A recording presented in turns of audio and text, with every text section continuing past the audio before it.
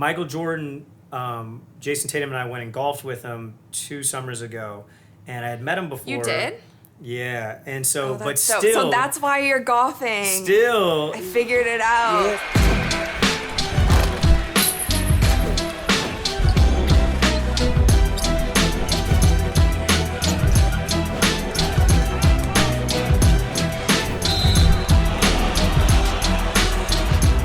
What's up, you guys? I'm Rachel DeMita, and welcome to the Courtside Club. Today, I am super excited to have the CEO of Pure Sweat Basketball and the #1 NBA skills trainer in the world, and he's also one of my good friends, Drew Hanlen. Welcome to the Courtside Club. Yeah, definitely. I'm excited. This is the first time we've got together off of a basketball court, not doing drills. So. Exactly. We're normally on the basketball court, shooting in some capacity, working with one of your NBA players, but today I wanted to talk to you, get your backstory, and just kind of dive deeper. Yeah. Awesome. I'd be excited. We were talking about this off camera, but it's been, for those of you guys that don't know, we've known each other for years, dating back to Zach LaVine and Andrew Wiggins pre-draft. So yeah, we both kind of saw each other come up, and it was funny because I saw the grind that most people don't see, because most people I think really discovered you during 2K. Yeah. But I remember when you were doing just basketball drills on YouTube, and were one of the first YouTube/social media influencers, which makes it kind of cool to see how much success you've had now.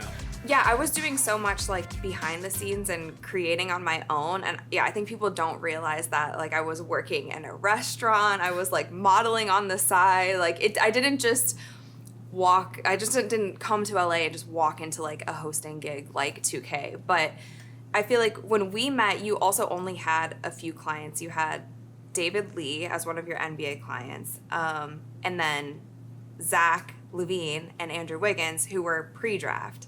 Yeah, I think David and Brad Beal were the only two full-time NBA clients. They were both from St. Louis. Yeah. And I was working out a lot of NBA players at that time, but it wasn't clients, and right. I think there's a difference. It's funny because nowadays social media, everybody if they work with somebody one time, they take pictures and videos and post, but it was one of those things where for me, I always wanted clients, people that I grew with. And so yeah, I really only had 2 guys at that time, and then you obviously saw that pre-draft I had Andrew Wiggins, Zach LaVine, and Jordan Clarkson, who was coming in and out of town. So yeah, it was at the beginning of both of our careers kind of. So Andrew and Zach, one story I'll never forget. We were in Santa Barbara at P3, which if you guys aren't familiar, it's this sports training facility, sports science, I think is how you described it. And we were having a conversation after one of the workouts, and you were asking the guys, you're are you guys ready to go to the NBA? And they're kids at the time. They look so different now. And I remember you asking, I think it was Andrew, what's going to be your first purchase when you go to the NBA? And he was oh, there's this sick new pair of J's that I really want. And you just laughed because you're bro, you're going to be able to get a lot more than that. Yeah. And I don't know. So I just... Zach, to compound that story and make it even funnier, Andrew actually had a couple things that he wanted. He was these new, shoes, and, I want this new watch, and had a couple things. Andrew did. And for Zach, he was man, I cannot wait till I get a bunch of True Religion jeans, some fresh Timberland boots, and white t-shirt, but I am going to get a chain. But that was his fit that he planned on wearing to every exclusive event. So and it was just it's cool too, because as you know now, dealing with Zach, he hasn't changed. Obviously now his wardrobe's changed and stuff like that, his perspective on, being able to obtain nice things. But it's cool when you see somebody at that start, and then when you do see them grow, and for guys like Zach and Andrew who haven't changed much, and I feel neither one of us has changed. Yeah. It's pretty cool to see, the path, but then also the consistency as well. It's weird because I still think of them as kids in a way, but I want to get a little bit deeper into your backstory until we go too much into the NBA side of things. You grew up in St. Louis, and when did you start playing basketball? I don't think I even know this. I was one of those kids that just picked up a ball when I was real young, and I just fell in love with basketball. I was actually better at soccer than I was at basketball. We have the same story. Yeah. Because I sucked at basketball, and I was good at other things, but I liked it better. Yeah, my mom played college soccer. My grandpa grew up playing soccer. So I was in a soccer family, and my dad played football. So basketball was not something I was supposed to do, and I'm also undersized. I'm a short guy. But I just loved it. And I grew up in St. Louis, and Michael Jordan was the biggest thing ever. You know, we didn't have an NBA team, so we just kind of grew up in that Michael Jordan era. You know, I was born in '89, so Michael Jordan was really rolling, and so I idolized him, and so I grew up loving basketball. Started playing when I was younger. Started really working hard because I had to. I wasn't naturally blessed with athleticism or with height or whatever, so you know everything had to be self-learned, and so. But I just fell in love with it. I found myself, even when I was doing well in soccer, I'd gravitate towards going to the gym after school. And then I started, really started training seriously in like sixth grade. And that was when I started doing my shooting program in the morning. And then that led to me playing college basketball. And I feel like I had the exact same like grind with basketball, right? Because we're both small. People told me like she'll never go Division I, telling my parents, just prepare her. I know she wants to go Division I or wants to, play in college, but she's not really like built for that, And it was one of those things that I guess when you're a kid, you have this like blind enthusiasm and you're just like, I can accomplish anything. And then you do though. And obviously like you had a successful career and like made waves for yourself. But what was that like? The weird thing is, like I always say that I wasn't blessed with athleticism. I wasn't blessed with height, but I was blessed with parents that really believed in me. Yeah, and so same. It was one of those things where they were just like, if you want something, like we're going to do everything in our power to help you get it. We're not going to force you to do anything. We're not going to push you to get anything, but we are going to make sure that we support you in every way possible. And so my parents were more so the aspect of like, if you want it, like here's what it's going to take. And now are you willing to do what it takes? And that was a no-brainer for me, And so I never really had any doubts that I was going to make it. It was just one of those things that obviously I grew up and I didn't think, I was going to go to a mid-major school. I went to Belmont, and we dream of. You probably dreamed of playing at UConn or something like Tennessee. Yeah, I hated UConn. UConn and Tennessee, and for me it was always Duke and North Carolina. But at the same time, I was going to give myself the best chance possible of getting to the level that I could get to, and I think that's something that a lot of people don't realize is how much the mental side of the game, like the confidence in believing that you actually can, plays a critical part in actually obtaining it. So I definitely always possessed that confidence, and then the work ethic was second to none. So I focused on shooting. Like that was a thing for me. I knew like, okay, naturally I'm not that fast. I can't jump. My ball handling skills were I actually just hated dribbling. So I was like, I don't even care how well I can dribble. As long as I can dribble well enough so I can get my shot up when I want to, that's what I'll focus on. And I feel like you took a similar path as well. And I saw a video recently, I don't know if it was on social or what, where you were you in high school or college and you were talking about like how many shots you put up? One, when we first met, we used to do on-court drills. And so Rachel would come and be like, hey, Drew, listen, I'll do anything but ball handling or footwork or this one. Like, so basically you'll just do shooting. She's like, no, I'll do anything but everything else besides shooting. So we end up just always doing shooting drills. But I think shooting's the most important skill in basketball. Like today's game, obviously, Steph Curry altered the game by shooting more threes than anybody. So I was the same way. Undersized, you have to be able to shoot. So, I did. I shot 1,000 shots in the morning before school every day when I was in high school.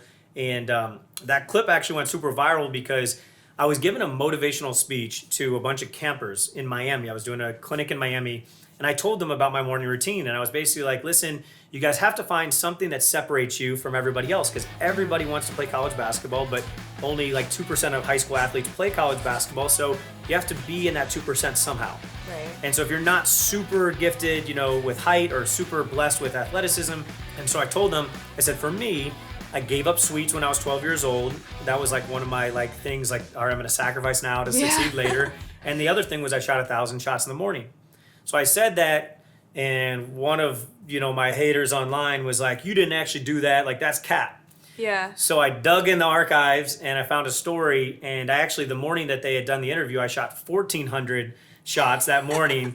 And, here I am with braces, curly hair. And so I just posted it just because. The baggy jersey. Yeah, because I really do think that people that don't have the same work ethic, they can't relate. They think, oh man, that's gas. Like, you saw a lot of people when Kobe Bryant used to tell all these hard work stories, they'd be like, man, he's just gassing himself up. But it's like anybody that was around him that actually was in the trenches with him saw all the, what I call unseen hours that went in when no one else was watching. And so, but I think it is a good story for people to relate to, just because, I look at it like this. Say you're a parent that goes to work every day. When you're walking out of the door, you don't wait for your kids to applaud you like, hey, good job, mom and dad. Good job for going to work. Because like that's what you're supposed to do. You're supposed to go to work. That's what you do. And as an athlete, you're supposed to put in work. And that's what you're supposed to do. So I think that nowadays we want to get applauded for everything that we do. And it's kind of like do you see what I'm doing kind of society instead of just like putting in the work and letting the results speak for itself. And I think that the cool thing with both of us is we put in a ton of unseen hours and then we did get the results. And so, while people may not see all the work that we put in behind the scenes, they did end up seeing us get college scholarships and then, basically turn that college scholarship into a basketball career, which we're both now doing. Which I still got a lot of people, when I got my offer from Old Dominion and then ended up going there, a lot of parents and other players like, oh, she got lucky. And I'm like, how do you not see, like, that's an excuse for me. That's them making an excuse as to why they didn't get there. Because I had girls on my team who were naturally so much more gifted than I was, but I was the one who probably like throughout the day spent like 5 or 6 hours in some way working on my game, whether it was strength training or on the court or like going for a run or, working with my skills coach after practice. Yep.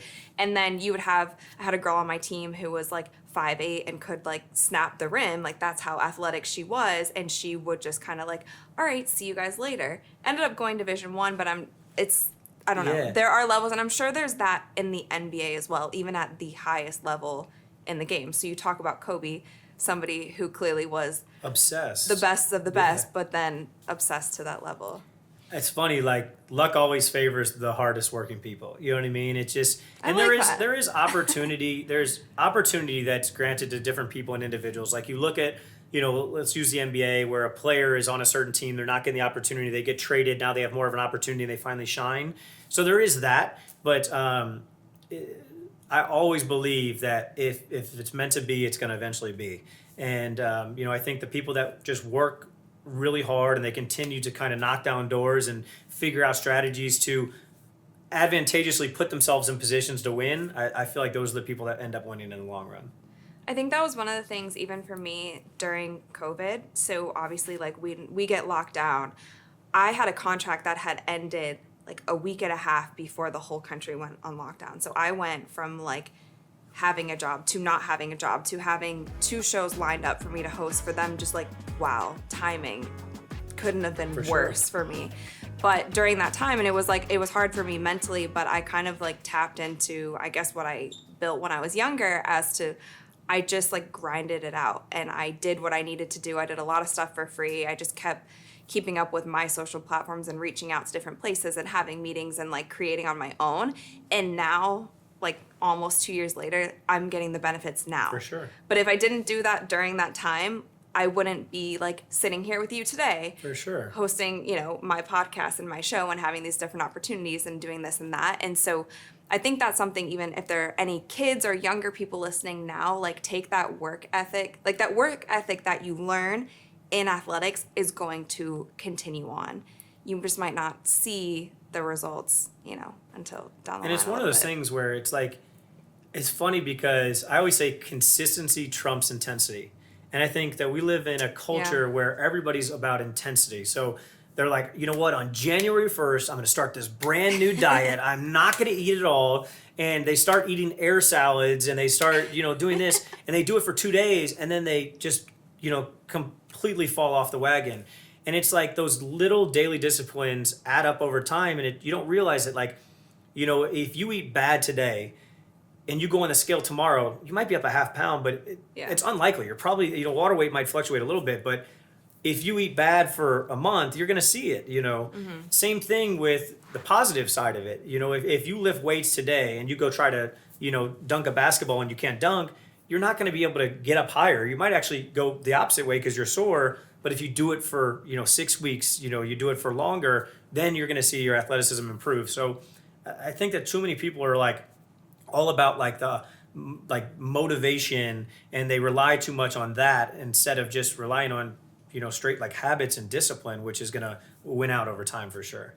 Have there been any NBA guys that you've seen who maybe like when they first came to you naturally weren't the best or like still had room to grow, but because of their hard work, you've seen them take off? Yeah, I mean, a ton of them. But I mean, like, let's use Joel Embiid. I mean, he's a guy that's 7'1", 280 pounds, and each year he's added to his game. Like right now, he's doing crossovers between the legs, and he's playing like a guard. And I remember his rookie season, everybody was like, oh, you're a center, you need to go just get as close to the basket as you can and just duck in and, on screen and roll to the rim. And he was like, no, I know that I can be better than that. I know I can be more versatile than that. And so he's an example. Zach LaVine. Zach LaVine didn't play at UCLA. He was projected 29th in the draft. I'll never forget, he was projected 29th because I got the screenshots of all these analysts saying, I don't know why Zach LaVine thinks he's ready for the NBA when he's not even ready for college. He's going to look great in a Maine Red Claws, which is a G League team, jersey next season. And now Zach's a, back-to-back All-Star. Yeah. And we knew how good he could be, but it was just, he had to put in the right work over time, and eventually he proved everybody how special he truly is as a player. Well, I remember him and Andrew coming in together, and Andrew was like, everybody, like, all eyes on him. But even in the gym, you could see Zach's work ethic. He was super hungry for it. Zach, during pre-draft, we had to keep him out of the gym. We had to literally lock the gym and not make it accessible because he would work out in the morning, then he would go lift weights. Then afterwards, he's supposed to take a nap, and he was watching film projects or doing form shooting because we changed his shot. He was doing form shooting in the mirror of his hotel room. And then after that, we'd come back for a night workout. And then after that, he'd hit me and be like, what you on, fam? And I'm like, no, I'll see you tomorrow, because he didn't understand the load management side of hey, your body can only handle so much. But those are the people you love. You love the people that crave improvement so bad that you literally have to say it's not smart to go overboard. And you also love the people that want to be coached, want criticism. They want to know, what am I doing wrong so I can improve it and correct it so that I can be better from it. Yeah. So you go to college. So here's the story about Belmont. So I was getting recruited by bigger schools. Yeah. Belmont calls me.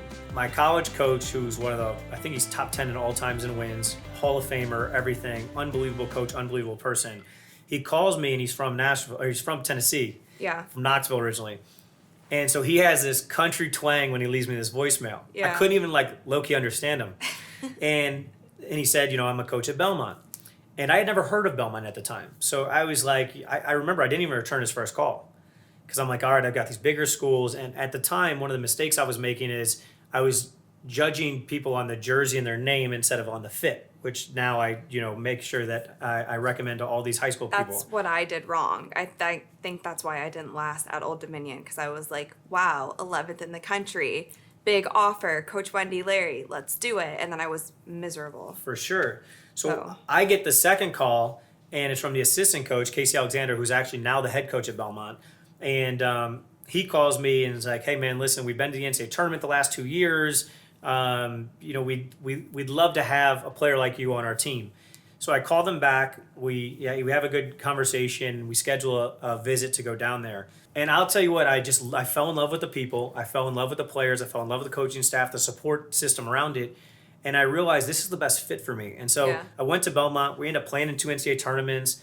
We opened up my senior season. We lost by 1 at Duke. So again, I grew up Duke, North Carolina rivalry. We're playing on ESPN. We lose by 1 at Duke, at Cameron. So I got to experience everything that I dreamed of. That was the one aspect that I loved, that I could contribute on a winning program. We were competing for championships. The other side that I didn't realize as much was Belmont, because of the way that we were, they wanted us to be regular people, regular students, regular whatever. They gave us the summers off. And so during the summers, I was traveling around city to city in my car doing camps and clinics and building my brand, building my business. I was traveling to, one summer I lived in New York with David Lee. When I was still in college, I was training him. But it's I wouldn't have had those opportunities if I went to a high major school where they made you do summer school and they made you live on campus and do weight training and workouts. So from a basketball side, it was amazing. I loved it. But also from a life side, I loved it as well. We had completely different experiences. Because I went in there thinking that was the kind of experience that I was going to get. I was like, oh, I get to play basketball. I knew I never wanted to play in the WNBA. I was like, but I get to have 4 years, become the best player that I want to and can become, maybe get to the tournament, have fun, win games, all this and that, get a great education. I get there, I'm like, okay, can't major in what I wanted to because it doesn't fit in with our practice schedule. Yep. can't like take this internship with ESPN because it doesn't fit in with practice schedule, and then I'm just becoming a good basketball player. Oh, also, by the way, Rachel, we're gonna switch you to the point guard position. And you hate dribbling. I'm like, what? So now I'm staying an extra hour after practice doing ball handling drills because my sophomore year I was going to be our starting point guard. And I'm like, wait a second. So I had to completely step away from the game in order to set myself up for life after. No doubt. So yeah, that's why. I mean, like, I'm still in group text with some of my college teammates. Like, to this day, like, Yeah, no. and again, people don't understand that, like, you know, a lot of people throw out the word like brotherhood and family when they're talking about teams, but it was really special. You know, it was a special group of guys, and it's amazing how much we supported each other and continue to support each other. And so nowadays we don't obviously get to see each other in person as much, but we're always still, you know, talking trash in the group chat. And yeah, it was a really enjoyable experience. So I want to get more into that with you starting up Pure Sweat, getting your NBA clients. But before we do that, I would love to take a halftime break. Never tasted alcohol, 32 years old. But I thought it could be kind of fun to play a game of water pong, which is like shooting / you know, we get the little like drinking game element, if you're down. Down, always down to compete. Cool, let's do it. Give me one of those balls. Here you go. Oh my God, you All can't right, here even we go. just like, I hope you're rolling on all of this. This is how competitive he is. Oh my God. Guys, she doesn't know how to play water pong or beer pong. So she suggested that we just each have 3 balls. I don't and really just drink like that throw. either. I've never tasted alcohol, so neither do I. Okay. So you're up. You just got to try to make the cup. And if you make it, then I remove it. Well, I know that part, obviously. And if you make 2 in a row, then you get balls back and you get to throw again. 2 in a row? I thought So it was if just one. you make 2 in a row, so if you make one and then make another one, you get to, it's your turn again.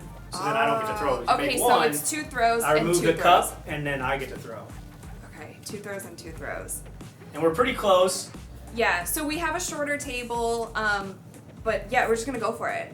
You can go first since you're You the got it. guest. No, you got it. Go Okay, ahead. fine. Here we go. Should be easy. Oh. Almost. Okay. See, you can pick it up fast. Here we go. Uh-oh. Oh, let's go! Wait, no, wait. Wait, so I'm leaving these on the table. Yeah, because they're done. We already knocked them out. So you gotta try to eliminate these 2 cups, otherwise you lose. She's so nervous. She's so nervous. Stop it! She's so See, nervous. It's getting in my head. Get out. Yes! There we go. So that. Go. Let's go! Oh, big time. Okay, now All what? right, so let's just make it 1 cup, just to 1v1? save time. Yeah, Let's go. that was big time. Got this. All right, ready? Let's focus. Mm-hmm. Uh-oh. Elimination shot right here. Okay. Elimination shot. Got Your boy's clutch.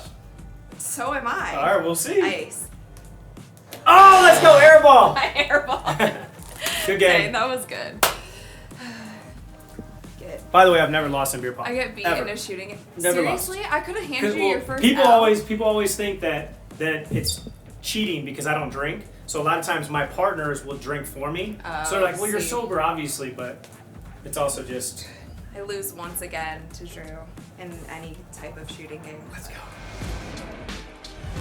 All right, it's time for the second half, and I want to jump into more with what you are doing now. Everybody knows you from social media, from your Unseen Hours series, from Pure Sweat Basketball, from all of your NBA All-Stars that you have in your roster. What is going on in Drew's life now? Yeah, so it's weird. So I have like 2 parts of my life now. The one aspect is what I'm most known for, which is the work that I do with the NBA guys. That is like a full-time job. Like I joke around all the time. I say I have like 3 kind of responsibilities. And that's 1, I'm their trainer, their skills coach, their basketball consultant, which requires me to do on-court workouts, off-the-court film stuff, analytics stuff. That's one piece of it. 2 is I'm like their life coach / therapist / somebody that they can trust. You know what I mean? Because there's not many people that they can trust with their deepest, darkest secrets, or people that they can really relate to and have those heart-to-heart conversations that they know that they can, they can feel safe around, because I'm not going to share anything and I'm going to help them and give them advice and give them ideas to kind of bounce around. The number 2 is the most important one. And that's something that I think that not as many people understand, because when a client has a great game, my mentions and my DMs are flooded with fans that are like, oh my God, you're the best, you're the GOAT, like unbelievable work with so-and-so. And when they have a bad game, they instantly flood it the opposite way. And they're like, you suck, he needs a new coach, oh, I can't believe that you are stealing money from this client. And what they don't understand is it's not a one-time thing. It's like, I've been with all my guys, like Jason Tatum and Brad Beal started with me when they were 13. RJ Barrett when he was 14 or 15. Every one of my other guys, Zach LaVine, Kelly Oubre, Joel Embiid, all those guys started before they were ever in the NBA. So we've been together for their entire career. So I always say judge us by the body of work instead of just like a random night in February where they're playing, one of that the 82 no one's gonna games. remember. No one's gonna remember next it. year. So, but yeah, the life coaching side, the mental side, the being able to help them off the court is even more valuable than on the court. And one of the things that I think is really cool is, David Lee was my first client that retired. And, it was kind of weird for me because I'm like, you go from talking every day about basketball to now they don't need you anymore, right? They don't need you for what they needed you for then. Yeah. But we talk just as much now, but it's about golf and life and, and stuff. He's becoming an old man golfing now. That's like an old man hobby, Drew. But it's one of those things where it's cool because we've built those relationships that are beyond the game of basketball, and we're gonna be friends for life. And so, and that's the one aspect of my world right now. And the other aspect is actually doing that life coaching, corporate coaching, motivational speaking. I'm writing a book, doing podcast. Just because I know basketball is such a small piece of the general population, and I really want to help more people find like inner peace. Like if you look, anxiety numbers are through the roof, depression numbers through the roof. Mm-hmm. People just aren't happy, and even people. The funny thing is, some of the people I consult for are 100 millionaires and a couple billionaires. They have everything that everyone dreams of having, but they don't have the one thing they need, which is inner peace. And so I've started to shift my focus on just being able to help the general population. Yeah, sorry, peace, I'm just showing you my bracelet. It inner says peace. peace. Like that's what I'm all about, though, because I feel like, there's so many people that are striving for more, and it's like that's great. I love ambition, and I don't really sleep much as I should, and I'm always working. But you don't sleep or eat. But I always have energy. I know. Positive but he's energy. Always like so amped up for like no matter what we're doing. If we're like going to play golf, we're in the gym. If we're I don't know. Just randomly, anything. Like people always laugh, but I get that from my family. Like, my mom's one of those people where the other day she actually has to have surgery. She tore her hamstring.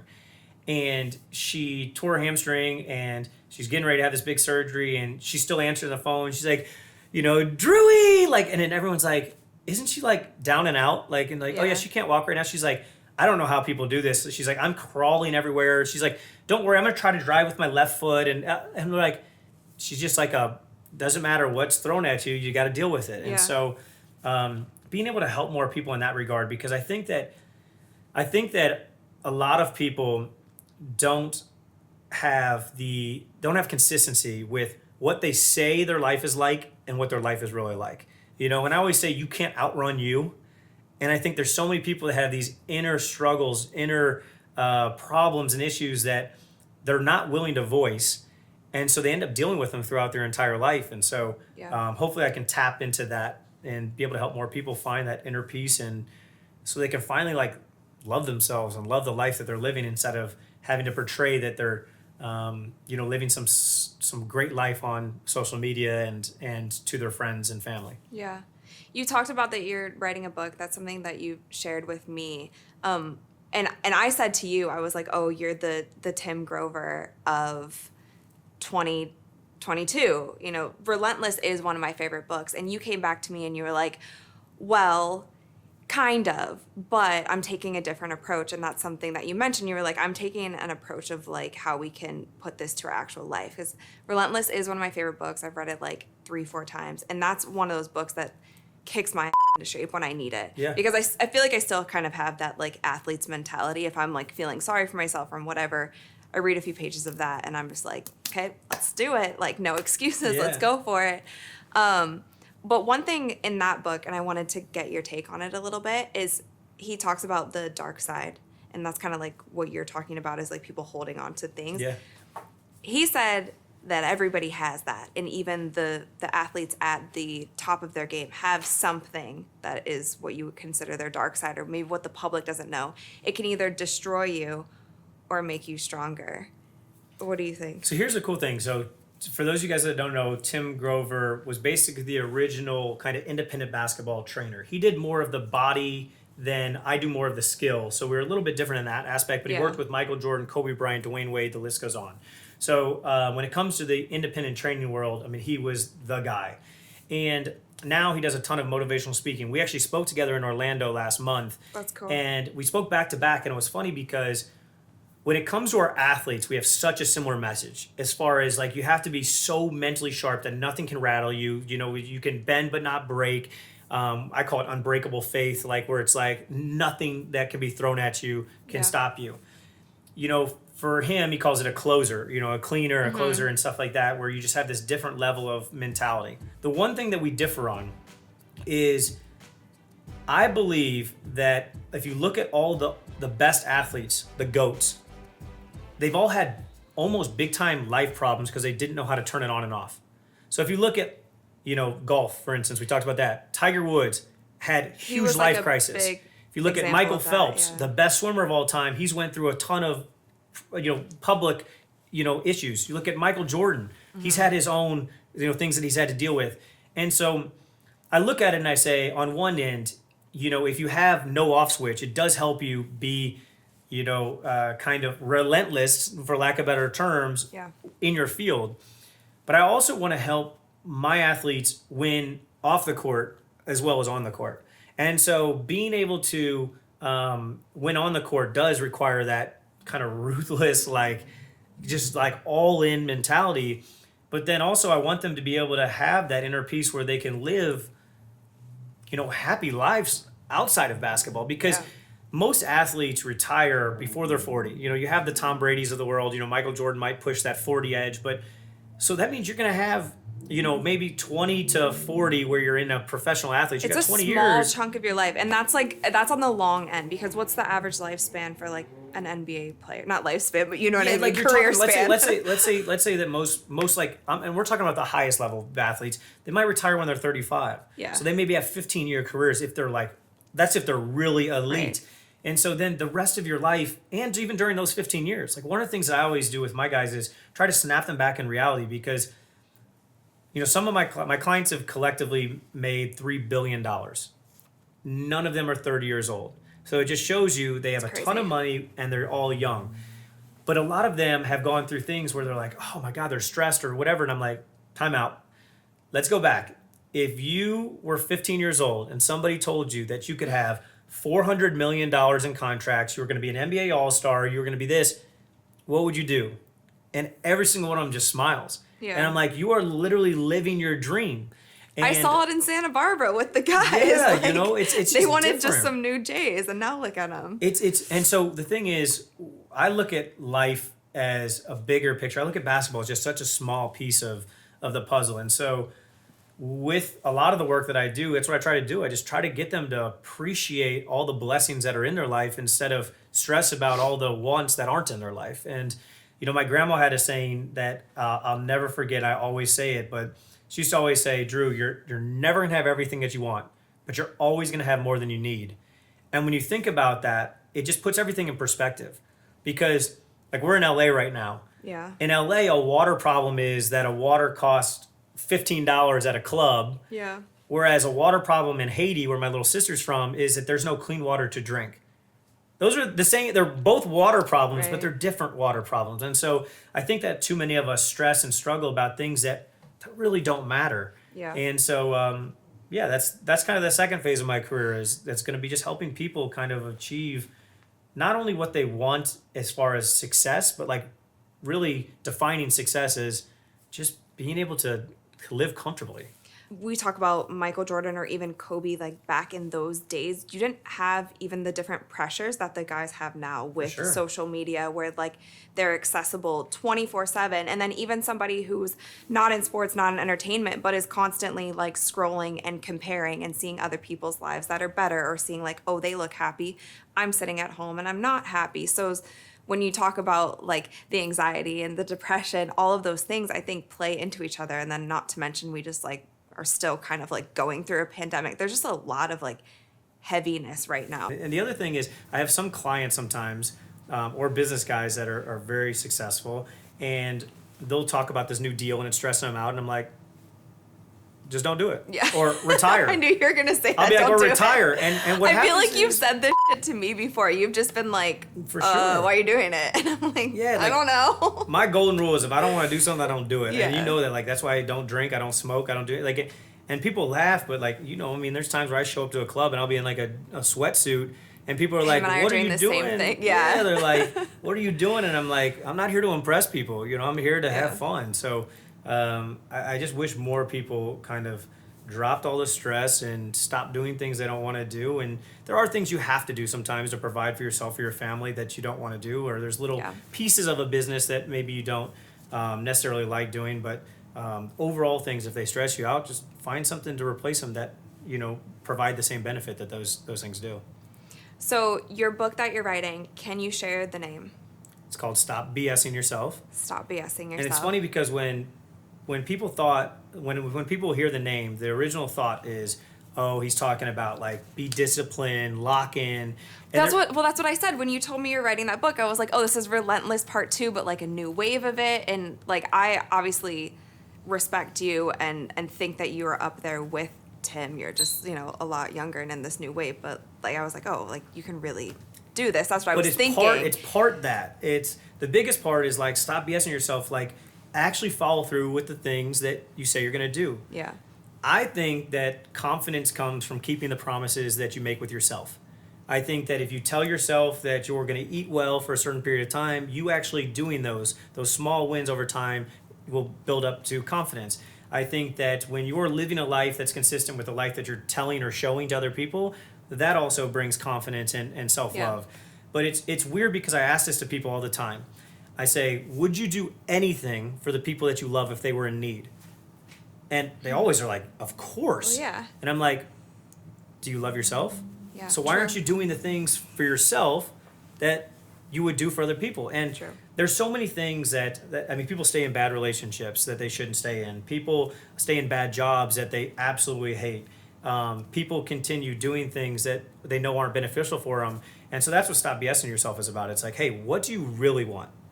And then how do we achieve that? And then are you willing to do the things that you need to do to achieve that? That's what I've seen also with your career, is it seems like you are building this team. Obviously, we didn't talk about Pure Sweat too much, but check it out. He has a whole team of trainers that work with you. And then obviously you have your roster of NBA guys and college guys coming up. But what I see you doing, and tell me if I'm wrong, is you're building up Pure Sweat, and you still have like your core guys that you're working with, but you are kind of taking a little bit of a step back and making sure that your trainers under you can kind of handle the load, I guess, of that day-to-day on the court practices. And I see you doing a lot more in this space of like, it takes all of life. For sure. I mean, I think that, you know, the first phase of my career was transforming players, coaches, trainers, games, and the second phase is just transforming people's lives. You know, I just think I see the holistic approach, and I see the DMs from players where like, oh my gosh, Coach Drew, you've completely helped me with,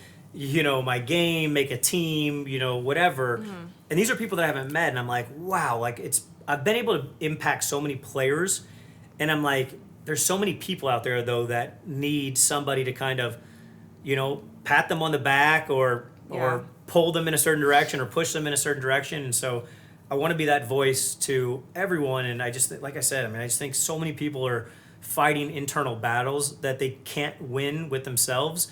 And so hopefully I can be a little assistance to, you know, them finally beating those demons and you know, finding that peace that we continue to mention.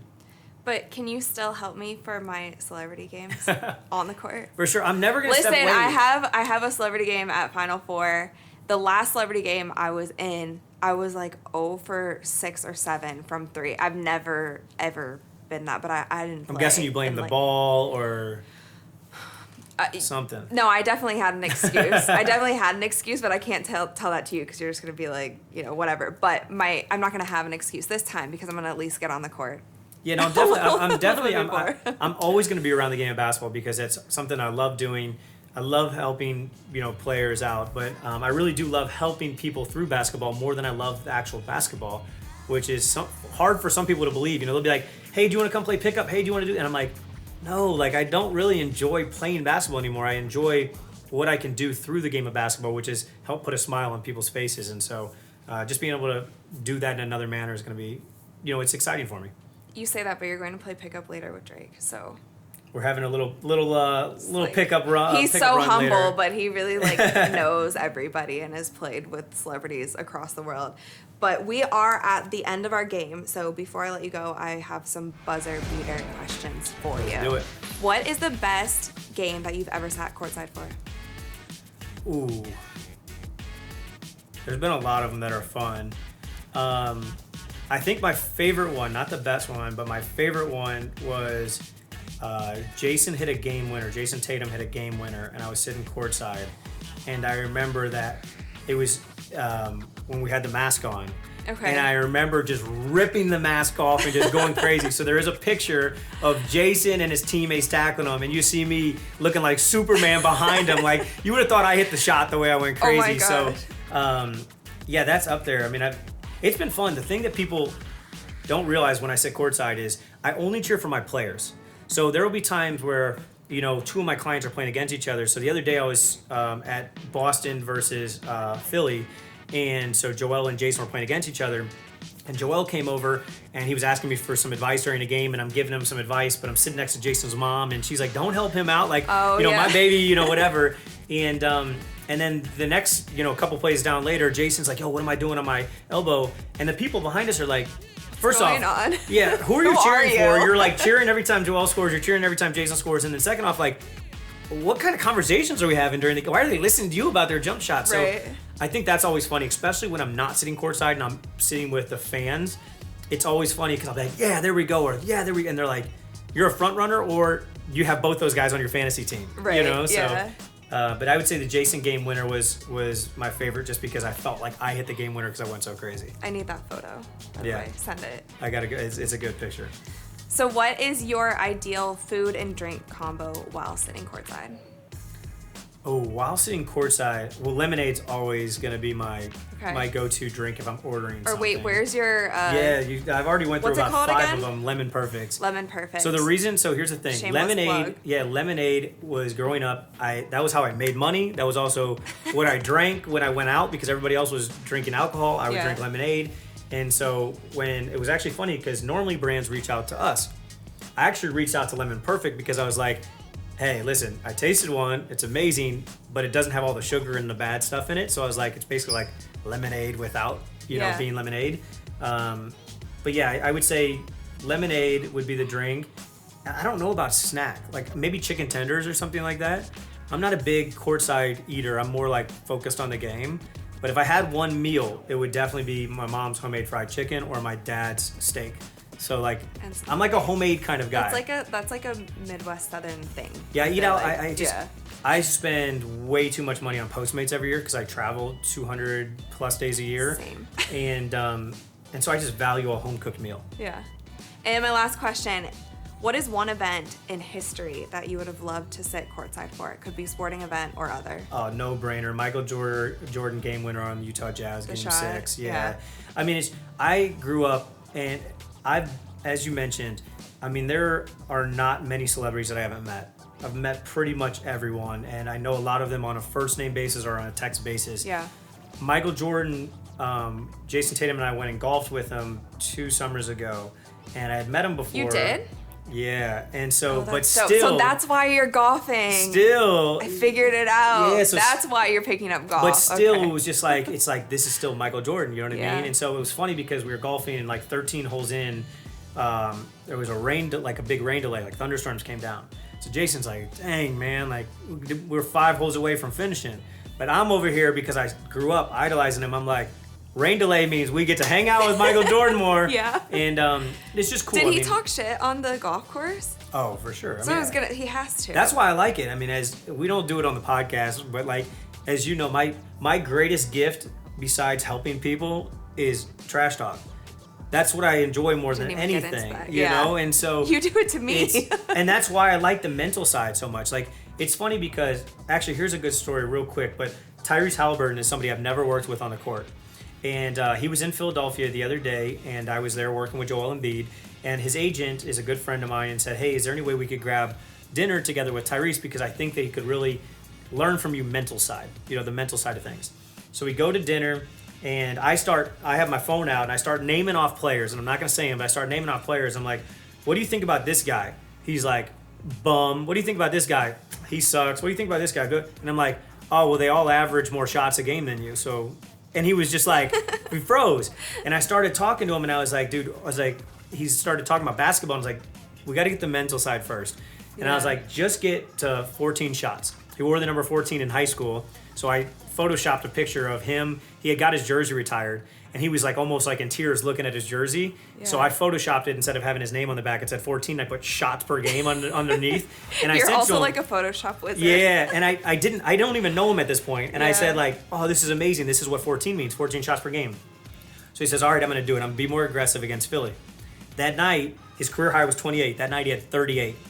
And after the game, he was like, oh my gosh, like I just got to be aggressive. And I'm like, exactly. So for me, trash talking is a way to get people to own the things that they normally kind of find justifiable excuses for. Yeah. There's a million reasons why, the team doesn't call plays for me or this or that. And it's like, I just care about results. That's all I care about at the end of the day. So, yeah, trash talking. You know what buttons to push. That's like a skill that you have. I don't know where you got that, if it's an innate ability, but you know like how to get under people's skin when you need to. And it's not in like a negative type of way, but you know how to pull things out of people. And I know this because you're my friend and you do it to me. Yeah, so. I just say, like, I always say, like, I'm the nicest asshole you'll ever meet in the aspect of I truly care about people, but I don't care. My saying in pre-draft is hate me now, thank me later. Yeah. I don't care if somebody hates me. If it helps them get the result that they want, that eventually they're going to thank me for. And so, I mean, there's been times where I've went months without talking to clients because I've went off on them. So as soon as the season ends, they're like, I don't want to talk to you. I don't want to hear from you. Like, don't text me. Don't call me. Yeah. And I don't care. I'm like, that's fine. But then once they need me again, it's right back to it. So, I'm all about the end result. And I really don't care if people like me or love me or if they hate me. I just want to help them get to where they want to get to or beyond it, which is the thing that I live for most. I appreciate that. Before I let you go, let everybody know where they can find you. Yeah, easy. I mean, for basketball stuff, it's at Pure Sweat. For personal stuff, it's at Drew Hanlen, my name. But yeah, we're putting out a ton of cool stuff. So far, my entire career has been all basketball. And we're getting ready to put out a bunch of life stuff, which will, I think, help the greater population. When can we expect the book? My birthday, September 28th. That's like my goal, is September 28th. So I've been working hard. On the table, there's like the kind of manuscript behind it. So writing is so different than anything I've ever done before because, it's one of those things where you really want to articulate what you're trying to say, but you also have to be very, you can't be repetitive.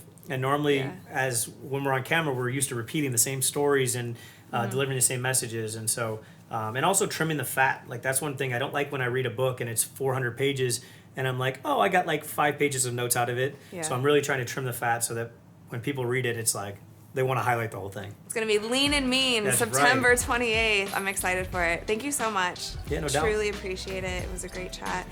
Guys, make sure that you stay tuned, like, and subscribe, and I will see you next time.